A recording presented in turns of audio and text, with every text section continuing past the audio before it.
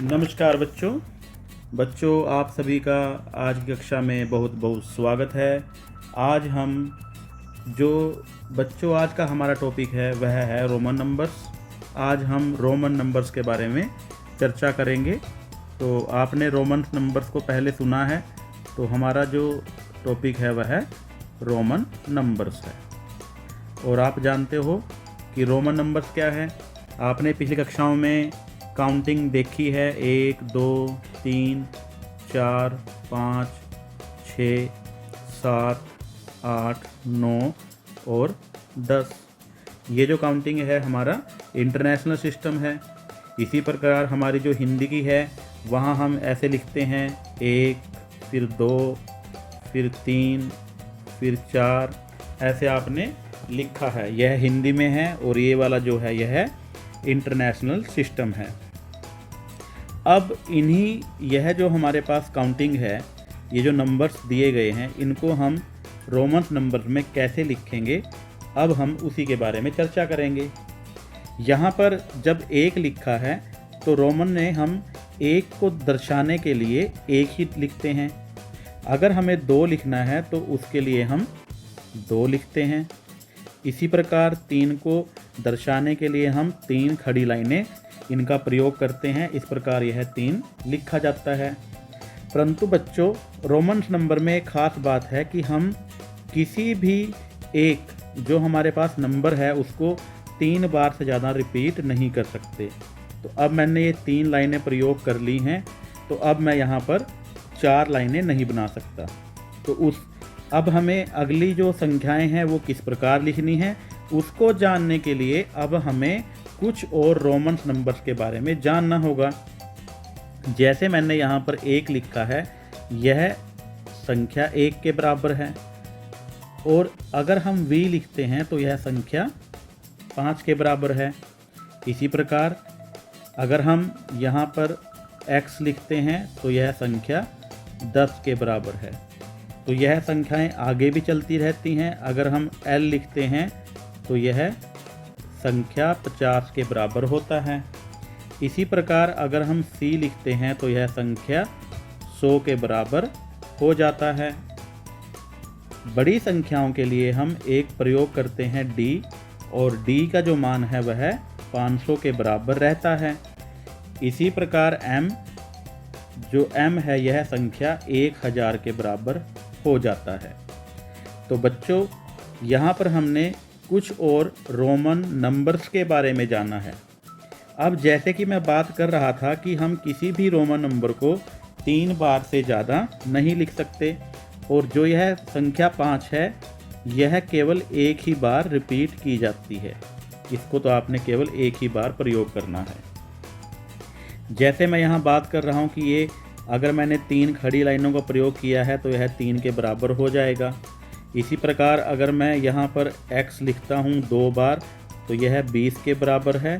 और अगर मैं इसको 3 बार लिख लेता हूँ तो यह 30 के बराबर हो जाएगा। परंतु इसको हम 3 से ज़्यादा बार प्रयोग नहीं कर सकते। इसी प्रकार हमारे पास और हैं C है। C का प्रयोग भी हम ऐसे ही 3 बार से अधिक नहीं कर सकते। तो यह 100 के बराबर है, तो 3 बार C 300 के बराबर हो जाएगा। तो अब मैं जिन नंबर को बॉक्स के बीच में लिख रहा हूँ कि एक मैंने यहाँ पर यह संख्या ली है 5, दूसरी है L और तीसरी है ये 500।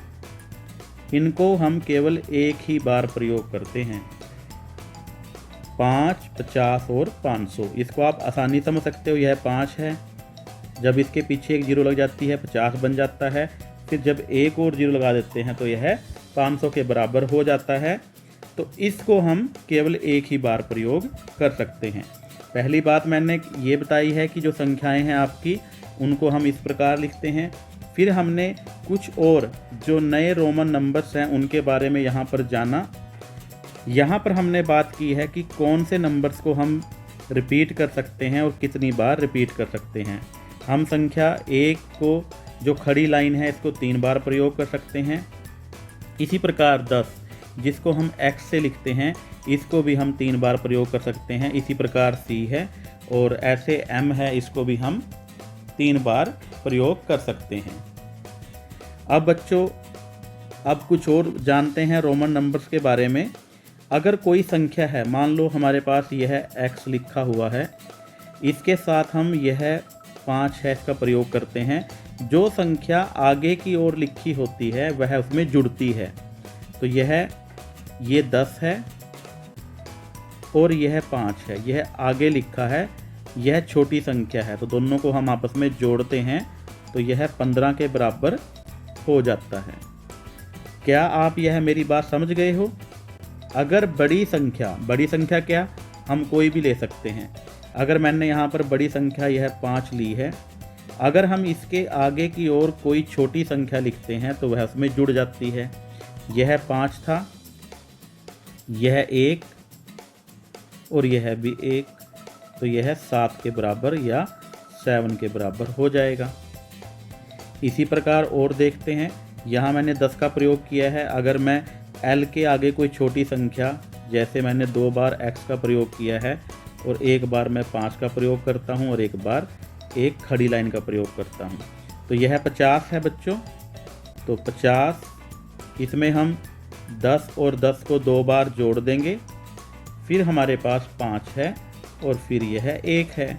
तो 50 और 10 60, ये 70 और 5 75 और 1 76, यह 76 के बराबर हो जाएगा।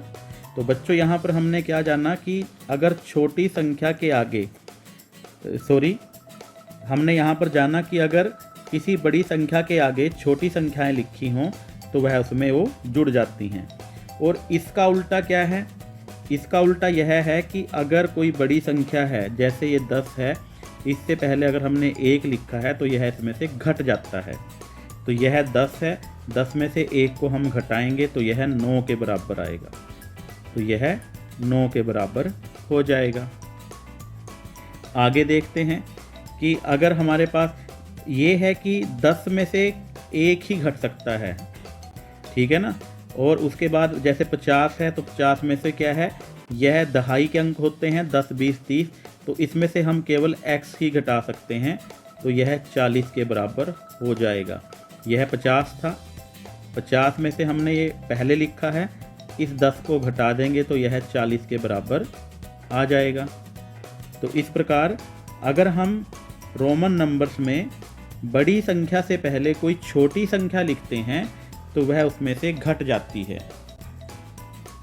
इसको हम एक और उदाहरण के द्वारा समझते हैं कि यह हमने x i और यह x लिखा, तो बच्चों बताओ अब यह संख्या किसके बराबर होगी? यह 10 है और यह बड़ी संख्या में से 1 कम हो रहा है, तो यह 9 के बराबर है। दोनों को जोड़ देंगे तो यह संख्या 19 के बराबर आ जाएगा। तो इस प्रकार हम जो हमारी संख्याएं हैं रोमन नंबर्स में उनको लिख सकते हैं। तो अब आप यह दी गई जो हम यहाँ पर साइन दिखाए गए हैं आपको कि संख्या 1 को दर्शाने के लिए हम 1 का प्रयोग करते हैं, 5 को दर्शाने के लिए v का प्रयोग करते हैं, इसी प्रकार संख्या 10 के लिए हम x का प्रयोग करते हैं, 50 के लिए l का प्रयोग किया जाता है और संख्या 100 को दर्शाने के लिए c का प्रयोग करते हैं। इसी प्रकार संख्या 500 को दर्शाने के लिए हम d का प्रयोग करते हैं और 1000 को दर्शाने के लिए m का प्रयोग करते हैं। अब बच्चों आप संख्याओं को आसानी से समझ सकते हो। अगर मान लो मैं यहाँ पर एक संख्या लिखता हूँ x c और उसके बाद यहाँ पर मैं i लिखता हूँ, तो यहाँ पर देखो यह बड़ी संख्या है, इसमें यह 100 के बराबर है। 100 में से यहाँ 10 माइनस हो जाएंगे तो यह 90 के बराबर आ जाएगा और यहाँ पर 3 आपस में जुड़ जाएंगे क्योंकि यह आगे की ओर लिखा है, तो यह 93 या 93 के बराबर बन जाएगा। तो इस प्रकार हम संख्याओं को ज्ञात कर सकते हैं।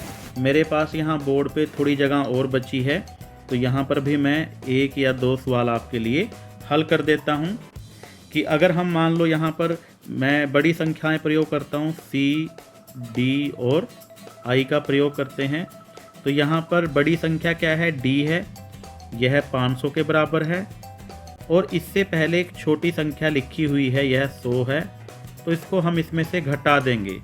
घटाने के बाद हमारे पास 400 आएगा और यह संख्या आगे की ओर लिखी है तो यह इसमें जुड़ जाएगी, तो यह 401 के बराबर होगा और इसको हम 401 लिख देंगे। तो इस प्रकार बच्चों अब आपको रोमन नंबर किस प्रकार प्रयोग किए जाते हैं, उनको हम कैसे लिखते हैं, अच्छी प्रकार से समझ गए होंगे। अभी हम एक दो उदाहरण और करते हैं।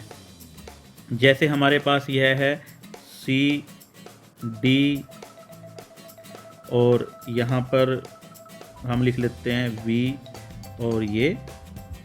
अब बच्चों आप सोचकर बताइए कि यह संख्या किसके बराबर होगी। D क्या है, यह 500 है और इसमें से 100 कम हो जाएंगे क्योंकि ये पहले लिखा हुआ है, तो 400 फिर ये 5, 405, 6, 7 और 8, तो यह 408 या 408 के बराबर हो जाएगा।